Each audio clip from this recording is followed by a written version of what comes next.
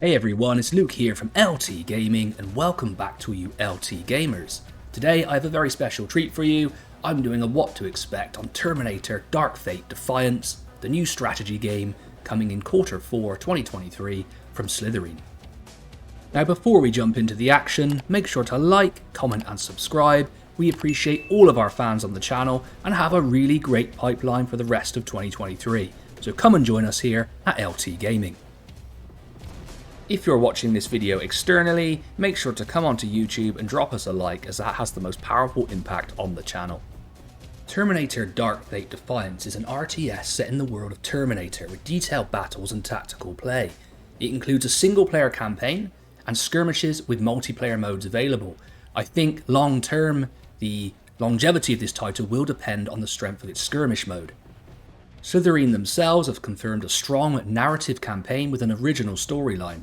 And just at this point, I'd like to shout out Slitherine. Even when me and Tom had a very small channel, maybe 400 subs, they always supported us and provided us with keys. So we appreciate their ongoing support, and we like to think that we've covered their games fairly and given some good feedback. I think what is really exciting about this game is that it has a chance to create a new and exciting conflict within the world of Terminator. A mix of storyline with fast-paced real-time strategy will make a very positive experience for the player. 3 factions have been featured in the game so far, that is the Movement or Resistance, the Founders, and Legion, the AI Terminators. I think it could have been very easy just to go with 2 factions in this game, so I like the fact that they've included a third and a little bit more variety to what the player gets to choose. Us gamers always love variety, working out different factions, their strengths and their weaknesses, and I think the combination of 3 makes for much better balancing within the game, so I praise Slitherine for this choice. The showcase from Slitherine included video in the style of the old Red Alert games from Westwood. This is a very nice throwback which fans of real-time strategy will appreciate. However, this approach will rely on the quality of the acting and the ability of the fans to relate to the characters. Kane was an extremely strong villain and gamers responded accordingly. The video story sequences are overall a nice touch, and I am looking forward to an engaging storyline within Terminator Dark Fate Defiance. It was also touched upon that there are a number of possibilities within the storyline and that it's not a totally scripted path. I think for a real-time strategy game, this is a real leap forward and something that will appeal to the player base.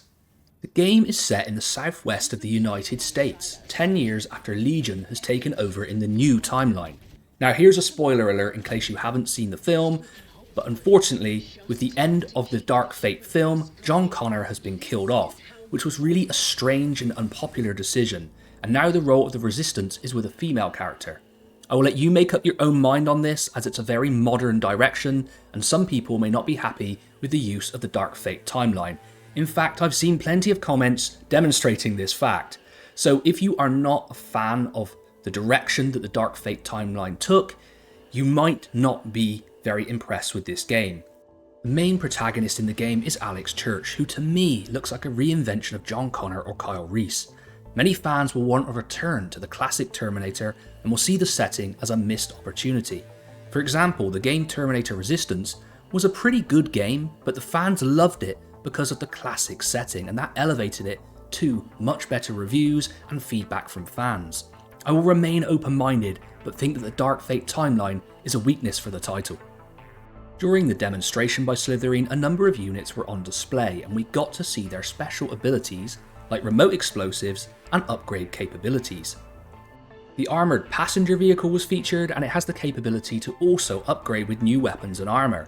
The Founders were featured with snipers and an infantry squad as their base unit. It appears from comments made that all units have 4 or 5 ability slots that can be used during battle. I really welcome this customization and will look forward to upgrading my units during the course of a skirmish engagement or the campaign. I really enjoyed their demonstration of the Legion machine faction.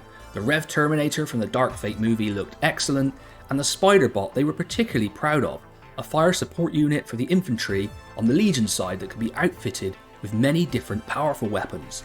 The abilities for the unit also include smoke screens and light drones that increase visibility. All this will add an extra layer of strategy to the Terminator battlefield. So overall, the units that they displayed were very cool, I enjoy the upgrade capability on all of them and the fact that you can take different paths to upgrade your units with weapons and armour. Part of me really wants to get hold of the Terminator Legion faction because they look so much fun to play as, or even playing against them, destroying them. I think it's going to be a lot of fun in that regard. An early game mission was also on display. I found the presentation to be quite old school in its approach, and voiceover was not yet recorded but will be implemented. Overall, the map looks impressive in scope, but does look a little drab, and I understand that this is the Terminator world and that's what it looks like, but the colour palette may wear on the player after some time. To overcome this, I really think they're going to have to be on top of their game when it comes to weapon effects, blasts, explosions, to keep the player interested in what is a very dark and dingy world of destruction. I did enjoy seeing air support called in during the mission, and some battles will have multiple factions which you can play a part in.